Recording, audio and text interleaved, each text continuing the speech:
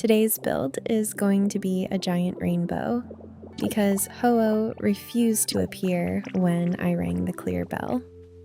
In the very first episode of the Pokemon anime, Ash Ketchum spots Ho-Oh flying across the sky right after a rainbow appears. So I figured if I built a rainbow myself, Ho-Oh had to show up, right? But what happened at the end completely shocked me. If you like watching cozy build tutorials like this, please subscribe and turn on notifications. First, I needed a spot where non-flying Pokemon could actually reach the rainbow, and the place where Cubone first appeared felt perfect.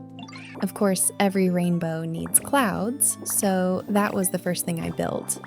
I used the fluffy flooring for the clouds, of course, and you'll want to build this right at the edge so any Pokemon can enter the rainbow.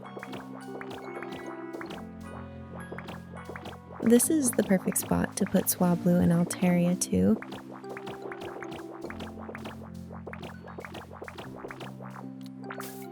I made the sides of the clouds only 6 blocks, but honestly you should make them wider so that you have more space for furniture. It ends up being very cozy at just 6 blocks. On the other side of the clouds, you're basically just going to match what you did to the front.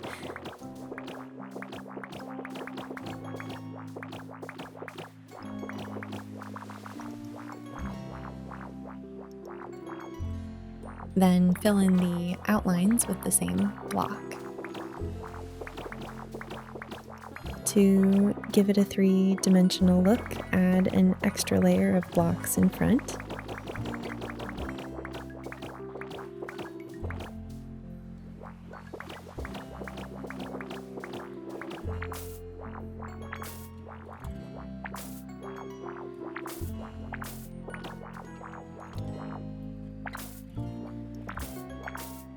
I don't fill it in just yet because my attention span gets the best of me. At first I wanted to use glass panes for the rainbow, but the colors didn't pop out enough for me. I ended up using the simple flooring block. This has been one of my favorite blocks to use because it really matches the color you expect them to be. What I mean by that is sometimes the other blocks give you more of a pastel color or a more pink instead of a vibrant red. The block is perfect to use when you're making pixelated art as well. This was one of my most easiest builds, so it's really easy to follow even though it's a big one. I'll let the building do most of the talking since it's fairly simple.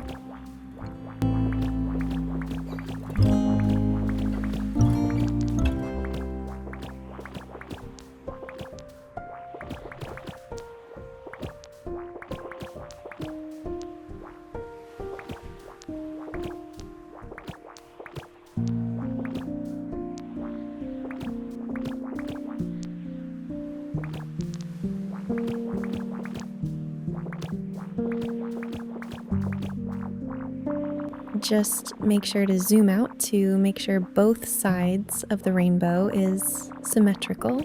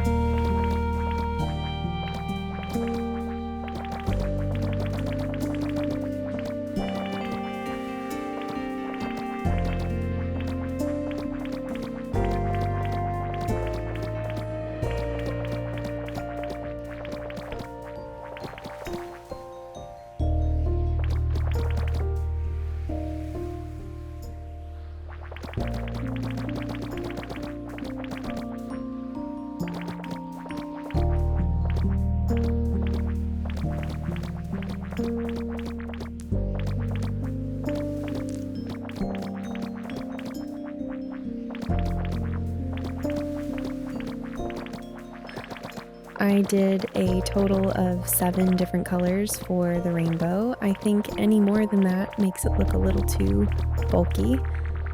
For the clouds on the other side, you'll want to do the mirror image of the cloud you already created.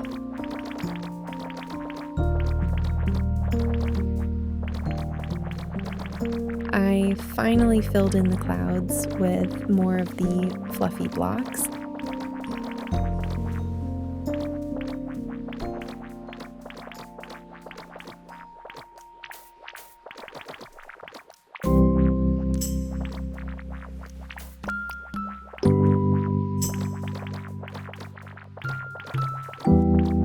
And I really wanted this build to be as see-through as possible, so using glass doors or glass windows wherever I can just makes this build beautiful to look at. I tried doing a pattern of different color glass panes on the sides at first, but I didn't like the look of it, so I changed it. For the other side of the rainbow, you just copy exactly what you did earlier. I won't bore you with that, so let's fast forward. As I said, use as much glass as you can. There will be skylights and the seamless glass panes everywhere. I wanted to create a face for the clouds using windows, so that's what I did here. Then a really cool idea struck me. I wanted water Pokemon to use the waterfall as a way to get into the clouds, so I made an opening for a waterfall in the clouds. It almost looks like it's a constant downpour of rain. So cute! I did a lot of the finishing touches off camera as I had to travel for a bit, so I'll show you the finished look. I even created a little face for the rainbow itself. Once everything was finished, I climbed all the way to the top and rang the clear bell one more time. And sure enough, Ho-Oh finally appeared, letting me add them to my Pokédex.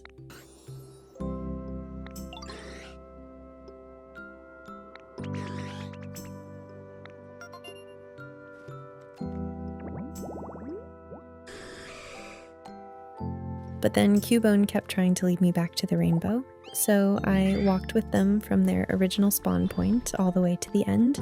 The first room became Squirtle's little habitat for now. The little waterfall was just too perfect for them to enter through.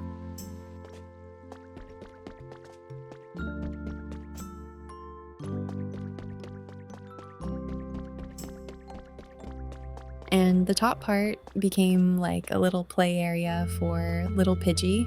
There's even a loft up top for their bedroom. As we continue down the stairs, I want to share Cubone's lore.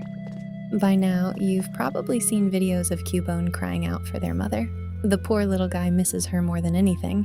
What happened to Marowak in the anime was a tragedy. Team Rocket tried to capture Cubone, and Marowak stepped in to protect her child. That was the last moment they ever saw each other. We didn't find a pot of gold waiting at the end of the rainbow. Instead, we found Cubone's mother, Marowak.